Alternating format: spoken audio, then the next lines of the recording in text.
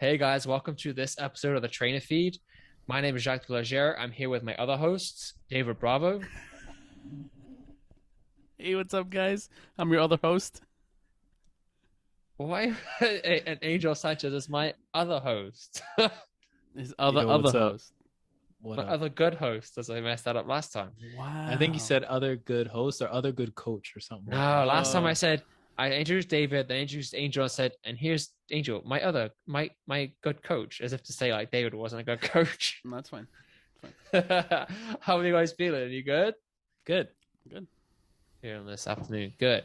So something I wanted to talk about was strategies with nutrition when going out or going to events, facilities, days out, when you know it's going to be a challenge. And these are conversations I have quite frequently with clients on forecasting because often you can recap with a client. They've gone somewhere and you know how the food is, and it just hasn't been a successful day in terms of them trying to stay on a certain level of eating, to help them towards their goals. So for example, if I have a client that has an event every Monday night, he knows he's going to a specific restaurant, but okay, so you're going to be there every Monday night. What are we going to do to best prepare ourselves before we go there? Or once we're there, what we know what the menu is. So what are some of I mean, I've got a couple of thoughts and stories, but like when we speak about those scenarios, what comes to mind of you guys, or do you have stories to share? Um, I tell my client to just keep an eye out on the portions, and also to maybe add another serving of greens or something like that. Or maybe uh, if there is an option to have something or have a green other than some places, hey, do you want fries with that? Like, if you really can't, if you really need the fries, get the fries, but also get the greens, and maybe portion it out with the fries, because it's really hard to take something out of somebody's lifestyle and diet cold turkey, and if you do take it out cold turkey, it's gonna you feel like shit, and it is more likely to I don't want to say relapse. Like it'll be more likely that you're going to end up feeling shitty about yourself, and then you're going to beat yourself down about it.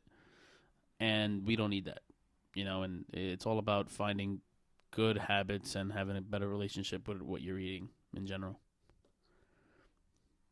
No, I think that's a good point because as you mentioned, taking if someone likes something, understanding that it's important to them or having that in their life is a as a consistent occurrence is most realistic of it, if anything. Yeah, and And hopefully in the understanding, future they'll find out that maybe some other food is better at fueling yourself than. yeah, and the fries example though, I like that when you said, because I've used that example where, all right, you're going to get the fries, okay, and if you were hungry, for every extra half serving of fries, pair it with half a serving of greens.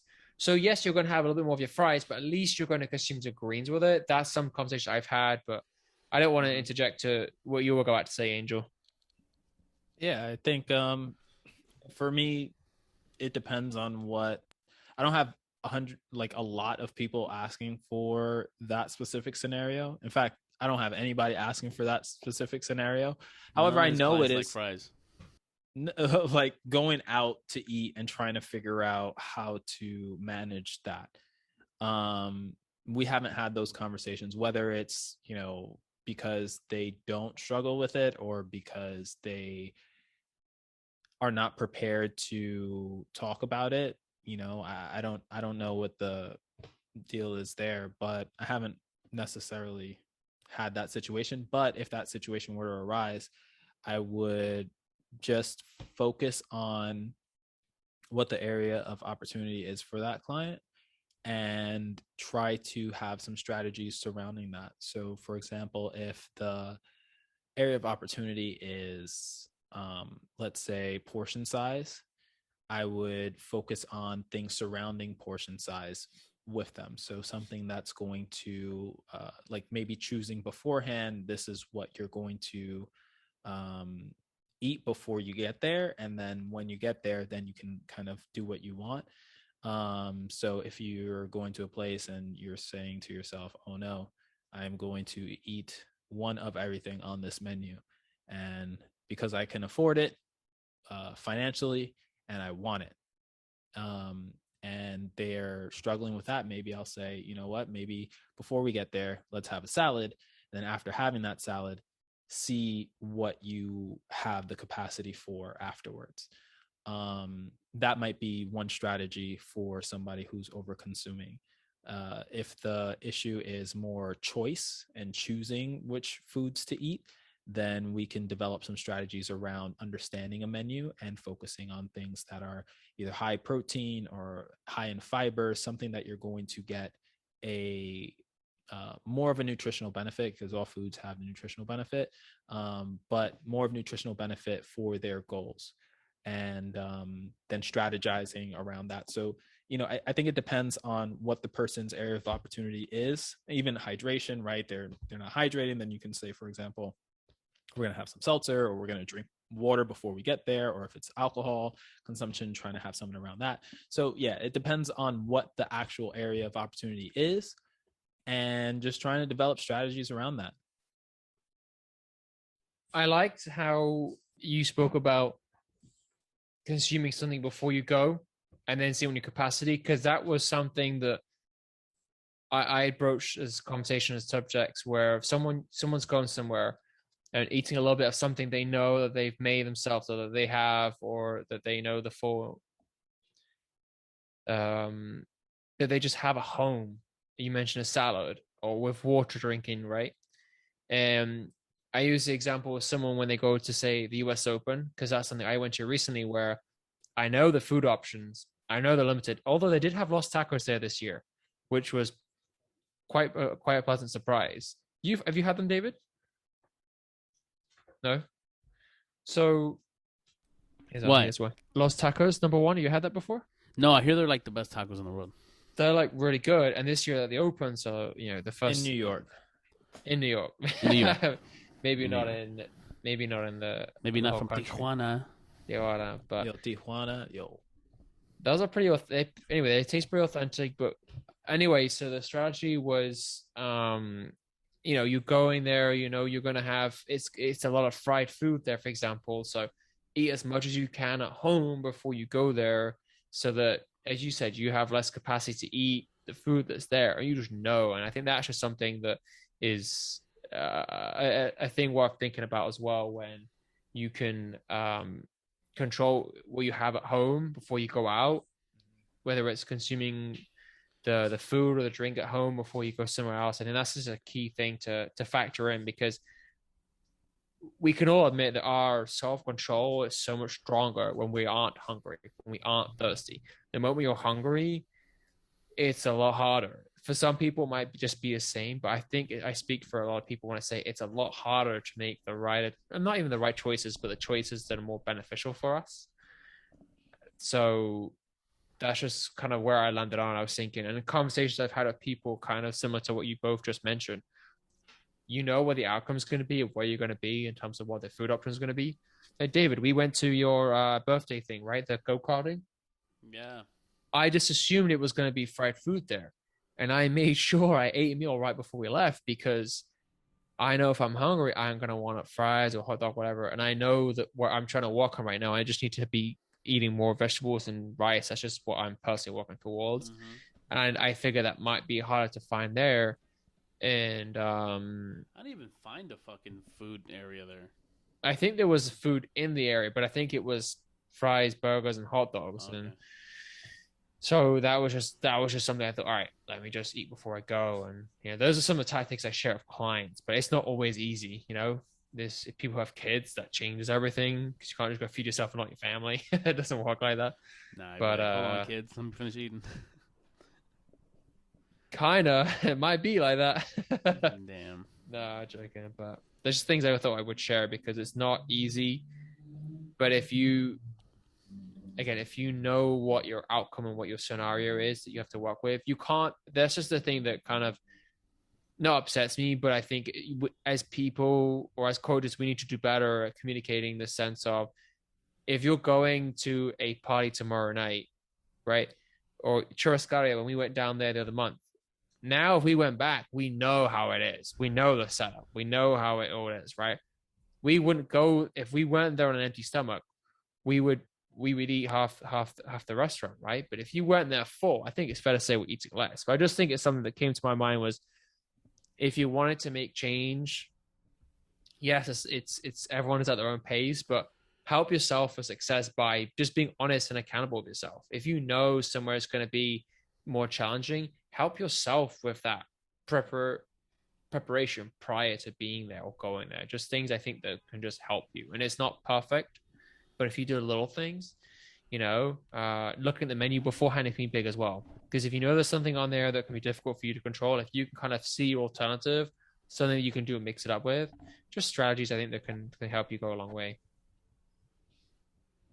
Cool.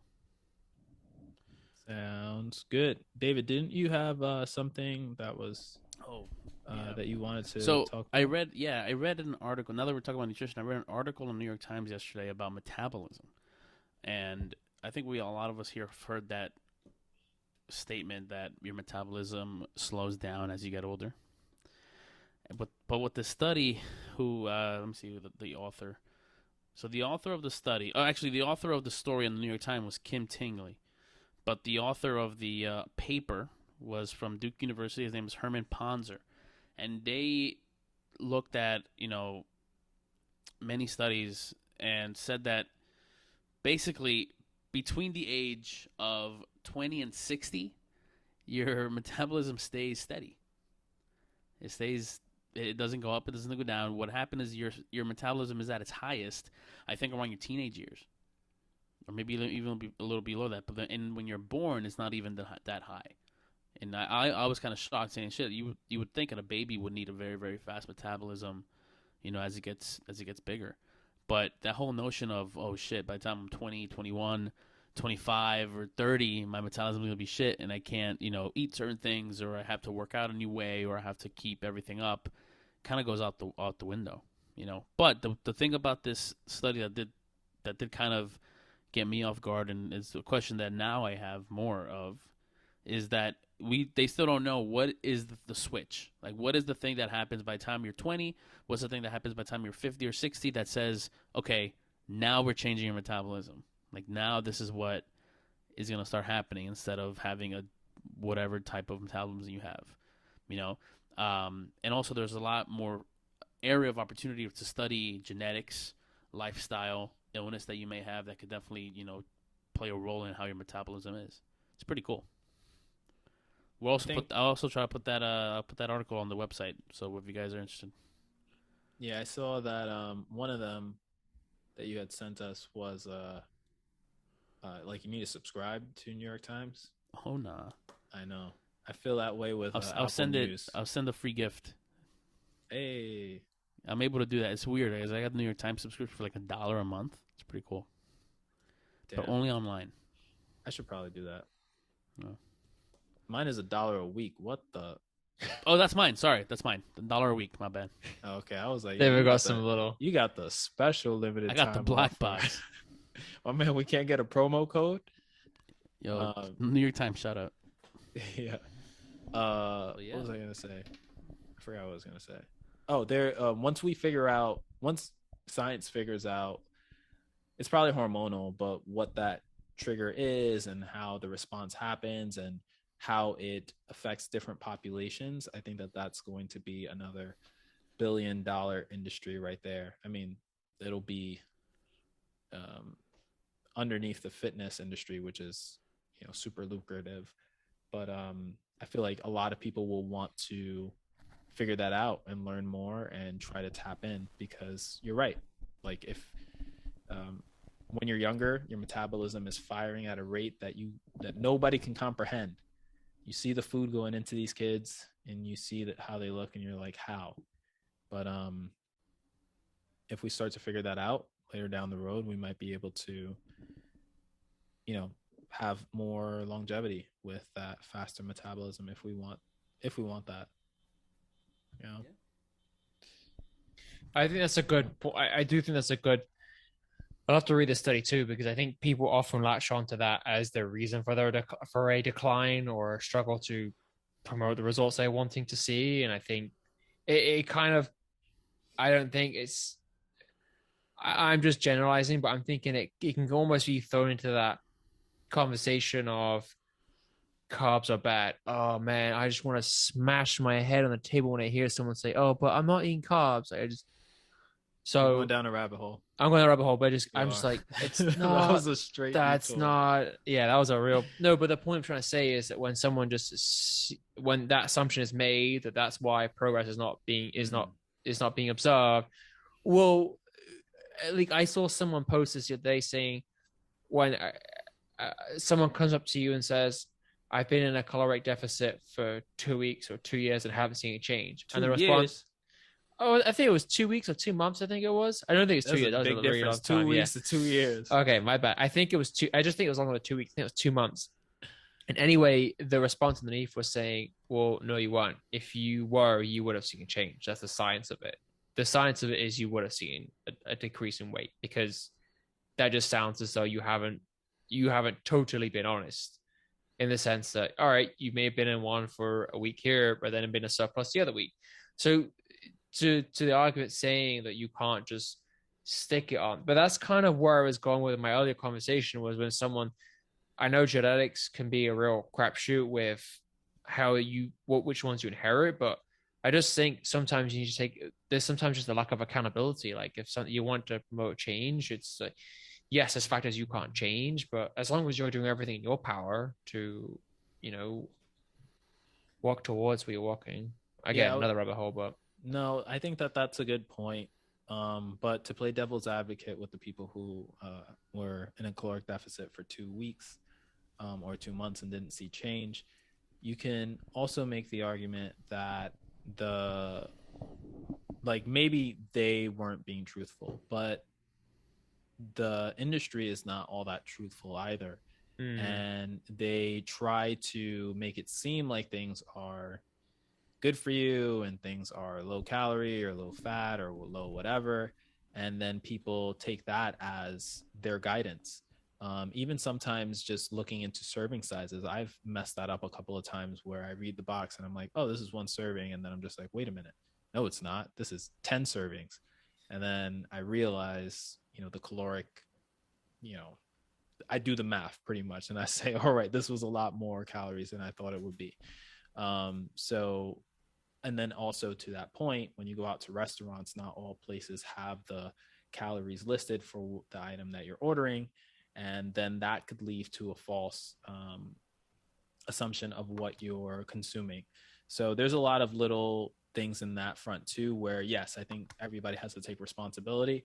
Like the person who's trying to be nutritionally whatever, they're trying to have this certain goal, but I think that the industry could do a lot with it too. We all have that responsibility. We all share that responsibility. So I don't like people feeling guilty about what they eat, because a lot of the times people say that, oh, I didn't deserve this, or oh, I didn't work up to this and I need this workout to crush me because I'm going to go out and binge drink after. And I'm like, damn, if this is how you treat your other relationships, this is just a relationship with food, this is how you treat your other relationships, then your life is quite interesting. So I don't know. There's a lot of things to stress out about. Yeah, that's for sure. Be one. All right, wrap it up. Wrap it up. Here. David, send us off. All right, guys. Well, that was it for today's episode. If you have any questions, concerns, or comments, please feel free to slide into any one of our DMs. Mostly David's, though. Except mine. Yeah, go for David. Just mine. Just slide into mine. Well, thanks, guys, and we'll catch you guys next week. All right, guys. Have a good one. Bye.